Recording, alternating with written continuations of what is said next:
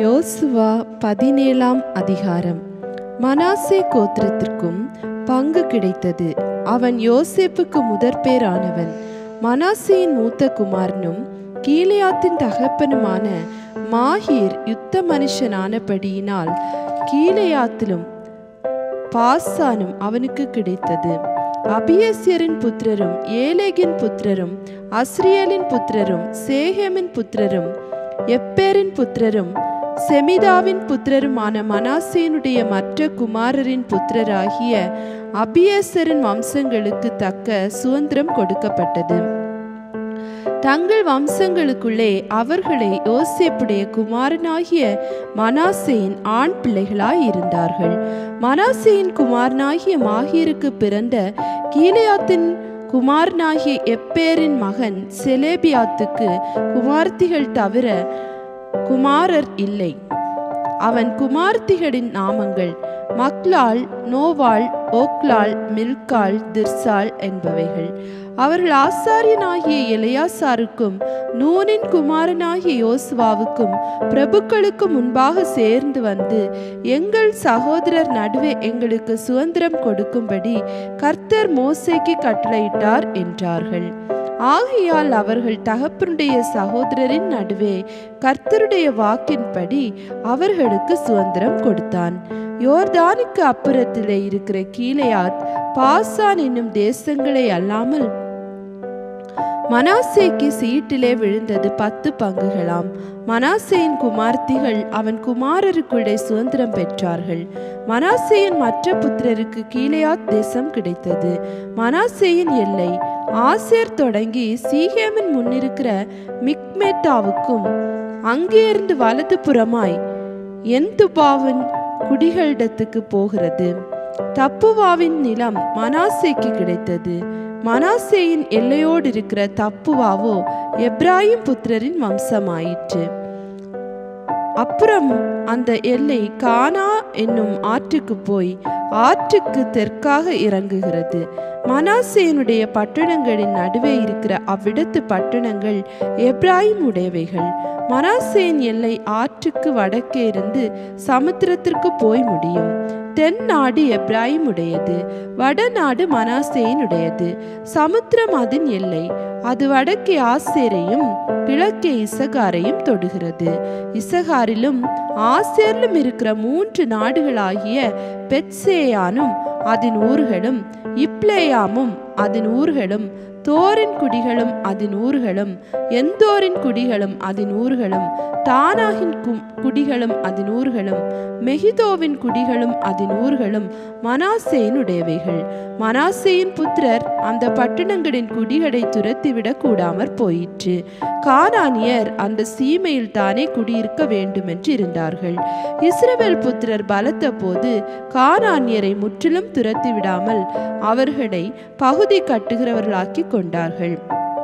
யோசேப்பின் புத்திரர் யோசுவாவை நோக்கி, கர்த்தர் எங்களை இதுவரைக்கும் ஆசீர்வதித்து வந்ததினால் நாங்கள் ஜனம் பெருத்தவர்களாய் இருக்கிறோம். நீர் எங்களுக்கு சுதந்திரமாக ஒரே வீதத்தையும் ஒரே பங்கையும் கொடுத்தது என்ன என்று கேட்டார்கள். அதற்கு யோசுவா, நீங்கள் ஜனம் பெருத்தவர்களாயும் எப்ராயிம் மலைகள் உங்களுக்கு நெருக்கமாயும் இருந்ததால் பெருசியர் ரெப்பாயிமியர் குடியிருக்கிற காட்டு தேசத்துக்கு போய் உங்களுக்கு இடம் உண்டாக்கி கொள்ளுங்கள் என்றான். அதற்கு யோசேப்பின் புத்திரர், மலைகள் எங்களுக்கு போதாது, பள்ளத்தாக்கு நாட்டில் இருக்கிற பெத்சேயாவிலும் அதன் ஊர்களிலும் எஸ்ரேல் பள்ளத்தாக்கிலும் குடியிருக்கிற எல்லா கானானியரிடத்திலும் இருப்பு ரதங்கள் உண்டு என்றார்கள். யோசுவா யோசேப்பு வம்சத்தாராகிய எப்ராயிமேரையும் மனேசேரையும் நோக்கி, நீங்கள் ஜனம் பெருத்தவர்கள், உங்களுக்கு மகா பராக்கிரமமும் உண்டு. ஒரு பங்கு மாத்திரமல்ல, மலை தேசமும் உங்களுடையதாகும். அது காடானபடியினாலே அதை வெட்டி திருத்துங்கள். அப்பொழுது அதன் கடையாந்திர மட்டும் உங்களுடையதாய் இருக்கும். கானானியருக்கு இருப்பு ரதங்கள் இருந்தாலும் அவர்கள் பலத்தவர்களாய் இருந்தாலும் நீங்கள் அவர்களை துரத்தி விடுவீர்கள் என்றான். யோசுவா 18ஆம் அதிகாரம். இஸ்ரவேல் புத்திரரின் சபையெல்லாம் சீலோவிலே கூடி அங்கே ஆசரிப்பு கூடாரத்தை நிறுத்தினார்கள். தேசம் அவர்கள் வசமாயிற்று. இஸ்ரவேல் புத்திரரில் தங்கள் சுதந்திரத்தை இன்னும் பங்கிட்டு கொள்ளாத 7 கோத்திரங்கள் இருந்தது. ஆகையால் யோசுவா இஸ்ரவேல் புத்திரரை நோக்கி, உங்கள் பிதாக்களின் தேவனாகிய கர்த்தர் உங்களுக்கு கொடுத்த தேசத்தை சுதந்திரித்துக் கொள்ளப் போகிறதற்கு நீங்கள் எந்த மட்டும் அசதியாயிருப்பீர்கள்? கோத்திரத்திற்கு 300 மனுஷரை தெரிந்து கொள்ளுங்கள். அவர்கள் எழுந்து புறப்பட்டு தேசத்திலே சுற்றி திரிந்து அதை தங்கள் சுதந்திரத்திற்கு தக்கதாக விவரமாய் எழுதி என்னிடத்தில் கொண்டு வரும்படி அவர்களை அனுப்புவேன். அதை 7 பங்காக பகிர கடவர்கள். யூத வம்சத்தார் தெற்கே இருக்கிற தங்கள் எல்லையிலும், யோசேப்பு வம்சத்தார் வடக்கே இருக்கிற தங்கள் எல்லையிலும் நிலைத்திருக்கட்டும். நீங்கள் தேசத்தை 7 பங்காக விவரித்து எழுதி இங்கே என்னிடத்தில் கொண்டு வாருங்கள். அப்பொழுது இவ்விடத்திலே நம்முடைய தேவனாகிய கர்த்தருடைய சந்நிதியில் உங்களுக்காக சீட்டு போடுவேன். லேவியருக்கு உங்கள் நடுவே பங்கில்லை. கர்த்தருடைய ஆசாரிய பட்டமே அவர்கள் சுதந்திரம். காத்தும் ரூபனும் மனாசேயின் பாதி கோத்திரமும் யோர்தானுக்கு அப்புறத்திலே கிழக்கே கர்த்தரின் தாசனாகிய மோசே தங்களுக்கு கொடுத்த தங்கள் சுதந்திரத்தை அடைந்து தீர்ந்தது என்றான். அப்பொழுது அந்த மனுஷர் எழுந்து புறப்பட்டு போனார்கள். தேசத்தை குறித்து விவரம் எழுத போகிறவர்களை யோசுவா நோக்கி, நீங்கள் போய் தேசத்திலே சுற்றி திரிந்து அதன் விவரத்தை எழுதி என்னிடத்தில் திரும்பி வாருங்கள். அப்பொழுது இங்கே சீலோவிலே கர்த்தருடைய சந்நிதியில் உங்களுக்காக சீட்டு போடுவேன் என்று சொன்னான். அந்த மனுஷர் போய் தேசமெங்கும் அந்தந்த பட்டணங்களின் படியே 7 பங்காக ஒரு புஸ்தகத்தில் எழுதி கொண்டு சீலோவில் இருக்கிற பாளையத்திலே யோசுவாவினிடத்தில் வந்தார்கள்.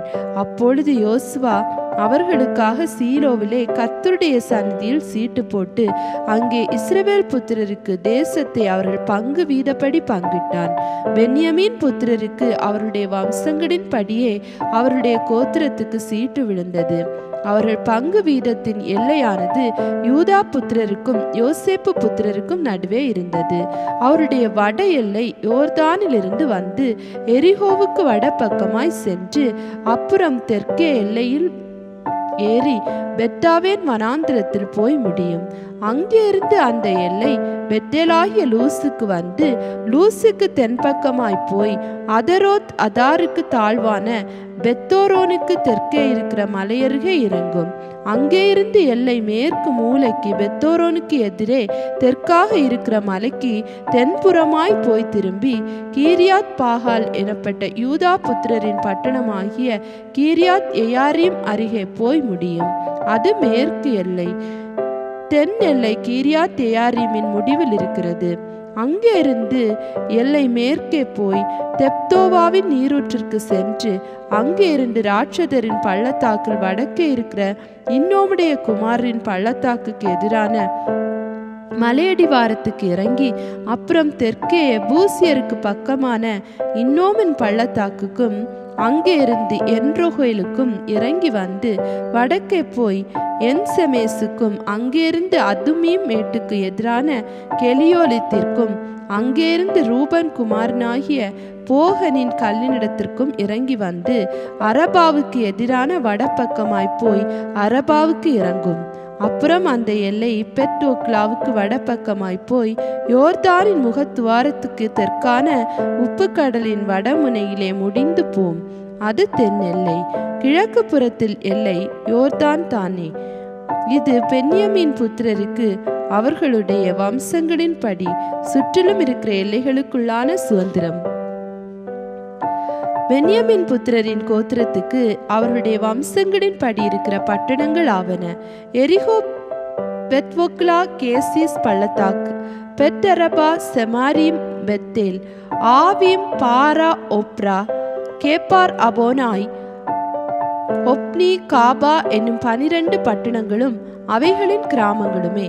கிபியோன், ராமா, பேரோத், மிஸ்பே, கெப்பிரா, மோத்சா, ரெக்கேம், இர்பேல், தாராலா, சேலா, ஏலேப், எருசலேமாகிய எபுசி, கிபெயாத், கிரையாத் என்னும் 14 பட்டணங்களும் அவைகளின் கிராமங்களுமே. பென்யமீன் புத்திரருக்கு அவர்கள் வம்சங்களின் படி இருக்கிற சுதந்திரம் இதுவே. யோசுவா 14ஆம் அதிகாரம். 2ஆம் சீட்டு சிமியோனுக்கு விழுந்தது. சிமியோன் புத்திரரின் கோத்திரத்துக்கு அவர்கள் வம்சங்களின் படி கிடைத்த சுதந்திரம் யூதா புத்திரருடைய சுதந்திரத்தின் நடுவே இருக்கிறது. அவர்களுக்கு சுதந்திரமாக கிடைத்த பட்டணங்கள் ஆவன: பெயர்செபா, சேபா, மெலாத்தா, ஆசார் சூகால், பாலா, ஆத்சேம், எல்தோலாத், பெத்தூல், ஓர்மா, சிக்லாக், பெத்மார்காபோத், ஆத்சார் சூசா, பெத்லேயபோலோத், சருகேன் பட்டணங்களும் அவைகளின் கிராமங்களும் உட்பட்ட 13. மேலும் ஆயின், ரிம்மோன், ஏத்தேர், ஆசான் எனும் 4 பட்டணங்களும் அவைகளின் கிராமங்களுமே. இந்த பட்டணங்களை சுற்றிலும் பாலாத் பேயர் மட்டும் தெற்கே இருக்கிற ராமாத் மட்டும் இருக்கிற எல்லா கிராமங்களுமே. இவை சிமியோன் புத்திரருடைய கோத்திரத்துக்கு அவர்கள் வம்சங்களின்படி கிடைத்த சுதந்திரம். சிமியோன் புத்திரருடைய சுதந்திரம் யூதா புத்திரரின் பங்கு வீதத்திற்குள் இருக்கிறது. யூதா புத்திரரின் பங்கு அவர்களுக்கு மிச்சமாய் இருந்தபடியினால் சிமியோன் புத்திரர் அவர்கள் சுதந்திரத்தின் நடுவில் சுதந்திரம் பெற்றார்கள். 3ஆம் சீட்டு செப்லோன் புத்திரருக்கு விழுந்தது. அவர்களுக்கு அவர்கள் வம்சங்களின்படி கிடைத்த சுதந்திர பங்கு வீதம் சாரித் மட்டும் உள்ளது. அவர்களுடைய எல்லை மேற்கே மராலாவுக்கு ஏறி தாபேசேத்துக்கு வந்து யோக்கினேயாமுக்கு எதிரான ஆற்றுக்கு போம். சாரித்திலிருந்து அது கிழக்கே சூரியன் உதிக்கும் முனையாய் கிஸ்லோத்தா போரின் எல்லையினிடத்துக்கு திரும்பி தாபாராத்துக்கு சென்று எப்பியாவுக்கு ஏறி அங்கே இருந்து கிழக்கு புறத்திலே கித்தாபேரையும் இத்தாஹாத்சீனையும் கடந்து ரிம்மோன் மெத்தோவாருக்கு நேயாவுக்கும் போய் அப்புறம் அந்த எல்லை வடக்கே அன்னதோனுக்கு திரும்பி இப்தானேயின் பள்ளத்தாக்கிலே முடியும். காத்தாக், நகலால், சிம்ரோன், இதலா, பெத்லஹேம் முதலான 12 பட்டணங்களும் அவைகளின் கிராமங்களும் செப்லோன் புத்திரருக்கு அவர்கள் வம்சங்களின்படி கிடைத்த சுதந்திரம். 4ஆம் சீட்டு இசகாருக்கு விழுந்தது. இசகார் புத்திரருக்கு அவர்கள் வம்சங்களின்படி கிடைத்த எல்லை எஸ்ரேல், ஹெத்தலோத், சூனேம், அப்ராஹிம், சீஹோன், அனஹராத், ராப்பிக், கிஷியோன், அபேத்ஸ், ரேமேத், என்கன்னீம், என்காதா, பெத்பாத்சேஸ் இவைகளே. அப்புறம் அந்த எல்லை தாபோருக்கும் சகசீமாவுக்கும் பெட்ஷிமேசுக்கும் வந்து யோர்தானிலே முடியும். அதற்குள் 16 பட்டணங்களும் அவைகளுடைய கிராமங்களும் உண்டு. இந்த பட்டணங்களும் இவைகளை சேர்ந்த கிராமங்களும் இசகார் புத்திரரின் கோத்திரத்துக்கு அவருடைய வம்சங்களின்படி கிடைத்த சுதந்திரம். 5ஆம் சீட்டு ஆசேர் புத்திரருடைய கோத்திரத்துக்கு விழுந்தது. அவருடைய வம்சங்களின்படி அவர்களுக்கு கிடைத்த எல்லை எல்ஹாத், ஆலி, பேத்தேன், அக்சாப், அலமேலேக், ஆமாத், மிஷாயான் இவைகளே. பின்பு அது மேற்கே கர்மேலுக்கும் சீஹோர் லிம்னாத்திற்கும் சென்று கிழக்கே பெத்தாஹோனுக்கு திரும்பி செபுலோனுக்கு வடக்கே இருக்கிற இப்தாவேலின் பள்ளத்தாக்குக்கும் பெத்மேஹேகுக்கும் தெஹியேலுக்கும் வந்து இடது புறமான காபுலுக்கும் எபிரோனுக்கும் ரேஹோபுக்கும் அம்மோனுக்கும் கானாவுக்கும் பெரிய சீதோன் மட்டும் போம். அப்புறம் அந்த எல்லை ராமாவுக்கு தீரு என்னும் அரணிப்பான பட்டணம் மட்டும் திரும்பும். பின்பு அந்த எல்லை ஓசாவுக்கு திரும்பி அக்சிப்பின் எல்லை ஓரத்திலுள்ள சமுத்திரத்திலே முடியும். உம்மாவும் ஆப்பேக்கும் ரேஹோப்பும் அதற்கு அடுத்திருக்கிறது. இந்த பட்டணங்களும் இவைகளின் கிராமங்களும் 22. இந்த பட்டணங்களும் இவைகளின் கிராமங்களும் ஆசேர் புத்திரரின் கோத்திரத்துக்கு அவர்கள் வம்சங்களின் படி கிடைத்த சுதந்திரம். 6ஆம் சீட்டு நப்தலி புத்திரருக்கு விழுந்தது. நப்தலி புத்திரருக்கு அவர்கள் வம்சங்களின் படி கிடைத்த எல்லை ஏலேபிலும் சானாயிமிலும் உள்ள அல்நோலிலும் இருந்து வந்து ஆத்மி, நெக்கேபேனிலும் யாப்னியேலின் மேலும் லக்கூம் மட்டும் போய் யோர்தானில் முடியும்.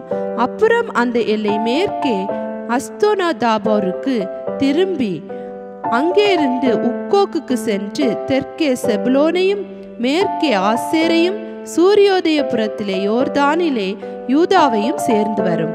அரணிப்பான பட்டணங்கள் ஆவன: சித்தீம், சேர், அம்மாத், ரக்காத், கினரேத், அதாமா, ராமா, ஆத்சோர், கேதேஸ், எத்தேயி, என் ஆத்சோர், ஈரோன், மிக்தாலேல், ஓரேம், பெதானாத், பெட்ஷிமேஸ் முதலானவைகளே.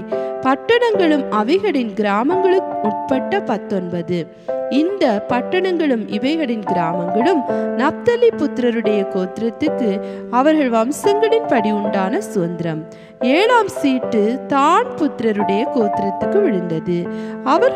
அவர்கள் வம்சங்களின் படி கிடைத்த சுதந்திரத்தின் எல்லையாவது சோரா, எஸ்தாவோல், இஸ்மேஸ், சாவாபீன், ஆயலோன், எத்லா, ஏலோன், திம்னாதா, எக்ரோன், எல்தெக்கே, கெபெத்தோன், பாலாக், ஏஹூத், பெனபேராக், காத்ரிமோன், மெயார்கோன், ராக்கோன் என்னும் பட்டணங்களும் யாப்போக்கு எதிரான எல்லையுமே.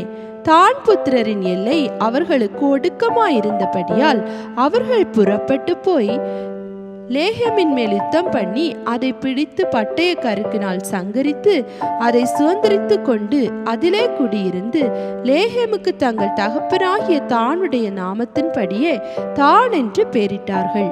இந்த பட்டணங்களும் இவைகளின் கிராமங்களும் தான் புத்திரரின் கோத்திரத்திற்கு அவர் வம்சங்களின் படி உண்டான சுதந்திரம். தேசத்தை அதன் எல்லைகளின் படி சுதந்திரமாக பங்கிட்டு தீர்ந்த போது இஸ்ரவேல் புத்திரர் நூனின் குமாரனாகிய யோசுவாவுக்கு தங்கள் நடுவிலே ஒரு சுதந்திரத்தை கொடுத்தார்கள். எப்ராயிமின் மலை தேசத்தில் இருக்கிற திம்னாத் தேரா என்னும் அவன் கேட்ட பட்டணத்தை அவனுக்கு கர்த்தருடைய வாக்கின்படி கொடுத்தார்கள். அந்த பட்டணத்தை அவன் கட்டி அதிலே குடியிருந்தான். ஆசாரியனாகிய எலெயாசாரும் நூனின் குமாரனாகிய யோசுவாவும் கோத்திர பிதாக்களுடைய தலைவரும் சீலோவிலே ஆசரிப்பு கூடாரத்தின் வாசலிலே கர்த்தருடைய சந்நிதியில் இஸ்ரவேல் புத்திரரின் கோத்திரங்களுக்கு சீட்டு போட்டு கொடுத்த சுதந்திரங்கள் இவைகளே. இவ்விதமாய் அவர்கள் தேசத்தை பங்கிட்டு முடித்தார்கள். யோசுவா 20ஆம் அதிகாரம். கர்த்தர் யோசுவாவை நோக்கி, நீ இஸ்ரவேல் புத்திரரோடே சொல்ல வேண்டியது என்னவென்றால், அறியாமல் கைப்பிசகாய் ஒருவனை கொன்றவன் ஓடி போயிருக்கும்படி நான் மோசேயை கொண்டு உங்களுக்கு கற்பித்த அடைக்கல பட்டணங்களை உங்களுக்கு ஏற்படுத்தி கொள்ளுங்கள். அவைகள் உங்களுக்கு இரத்தப்பழி வாங்குகிறவனுடைய கைக்கு தப்பி போயிருக்கத்தக்க அடைக்கலமாய் இருக்கும். அந்த பட்டணங்களில் ஒன்றிற்கு ஓடி வருகிறவன் பட்டணத்தின் ஒலிமுக வாசலில் நின்று கொண்டு அந்த பட்டணத்தினுடைய மூப்பரின் செவிகள் கேட்க தன் காரியத்தை சொல்வானாக. அப்பொழுது அவர்கள் அவனை உங்களிடத்தில் பட்டணத்துக்குள்ளே சேர்த்து கொண்டு தங்களோட குடியிருக்க அவனுக்கு இடம் கொடுக்க கடவர்கள். பழி வாங்குகிறவன் அவனை தொடர்ந்து வந்தால் அவன் பிறனை முற்பகையின்றி அறியாமல் கொன்றதினால் அவனை இவன் கையில் ஒப்புக்கொடாதிருக்க வேண்டும். நியாயம் விசாரிக்கும் சபைக்கு முன்பாக அவன் நிற்கும் வரைக்கும், அந்நாட்களில் இருக்கிற பிரதான ஆசாரியன் மரணம் அடையும் வரைக்கும் அவன் அந்த பட்டணத்திலே குடியிருக்க கடவன். பின்பு கொலை செய்தவன் தான் விட்டோடி போன தன் பட்டணத்திற்கும் தன் வீட்டிற்கும் திரும்பி போக வேண்டும் என்று சொல்ல என்றார். அப்படியே அவர்கள் நப்தலியின் மலை தேசமான கலிலேயாவில் உள்ள கேதேசையும் எப்ராயிமின் மலை தேசத்தில் உள்ள சீகேமையும் யூதாவின் மலை தேசத்தில் உள்ள எப்ரோன் ஆகிய கீரியாத் தர்பாவையும் ஏற்படுத்தினார்கள். எரிகோவில் இருக்கும் யோர்தானுக்கு அக்கறையான கிழக்கிலே ரூபன் கோத்திரத்துக்கு இருக்கும் சமபூமியின் வனாந்திரத்தில் உள்ள பேசேரையும், காத் கோத்திரத்துக்கு இருக்கும் கீலியாத்தில் உள்ள ராமோத்தையும், மனாசே கோத்திரத்துக்கு இருக்கும் பாசானில் உள்ள கோலானையும் குறித்து வைத்தார்கள். கைப்பிசகாய் ஒருவனை கொன்றவன் எவனோ அவன் சபைக்கு முன்பாக நிற்கும் வரைக்கும் பழி வாங்குகிறவன் கையினால் சாகாதபடிக்கு ஓடி போய் ஒதுங்கும்படி இஸ்ரவேல் புத்திரர் யாவருக்கும் அவர்கள் நடுவே தங்குகிற பரதேசிக்கும் குறிக்கப்பட்ட பட்டணங்கள் இவைகளே.